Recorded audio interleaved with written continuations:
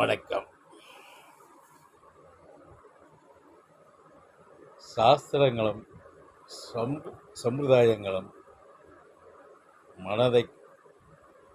மனதில் கடந்துதான் இருக்கிறது.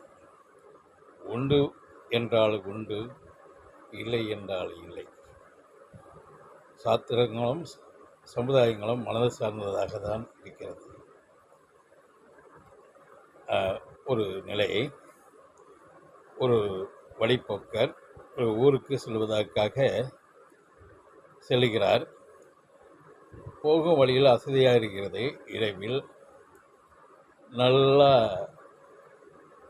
தூங்கிட்டு இன்னும் ஒரு 3-4 கிலோமீட்டர் தானே விடிந்த உடனே போகும்னு அந்த மேடு போல பகுதியில் தலை வைத்து தூங்கி விடுகிறார்.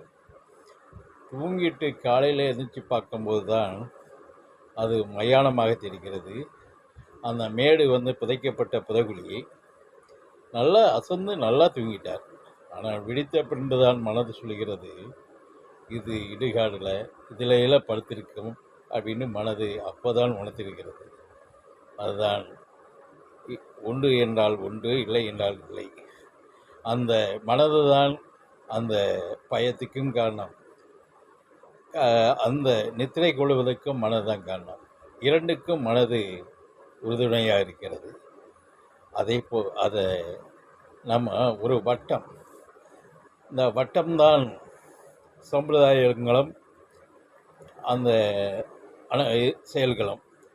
இந்த வட்டத்தை கடந்தோம் என்றால் ஒளிவட்டம், பிரபஞ்சம். இந்த பிரபஞ்சத்தை கடக்கும்போது அனைத்துமே பிரகாசம் நிலை. அதை இன்பமும் துன்பம், இன்பம் இருக்கலாம் துன்பம் இருக்கலாம், எல்லாமே ஒன்றாக தெரியக்கூடியது பிரபஞ்சத்தினுடைய ஆற்றலில். நாம் வட்டத்தில் இருக்கும்போது தான் அத்தனை துயரங்களும் நாம் அனுபவிப்பது போக நம்மளுக்குத்தான் வந்திருக்கிறது அப்படின்னு ஒரு மன சங்கடத்தை உண்டாக்கக்கூடிய நிலை இந்த வட்டத்தில் இருக்கும்போது தான். மீண்டும் மனது சார்ந்த சில ஒரு மூட நம்பிக்கையும் உண்டாக்கும். இந்த வட்டத்தில் இருக்கும்போது, வட்டத்தை உடைக்கும்போது மூட நம்பிக்கை, அது மனதத்துவமான சிந்தனைகள் ஏற்படும். மனது கடந்து நிற்கும், இறையோடு ஐக்கியப்படும். நிற்கும்போது எது வந்தாலும் வரட்டும் அப்படிங்கிற மன துணிச்சல், இறை ஆற்றலோட துணிச்சலும் உண்டாக்கும். இதுக்கு எல்லாத்துக்கும் காரணம் மனது தான். அந்த மனது வட்டத்தை, இந்த வட்டத்துக்குள் மனதை அடைக்க வேண்டாம். அடைத்தால் இதே தான். நன்றி, வணக்கம்.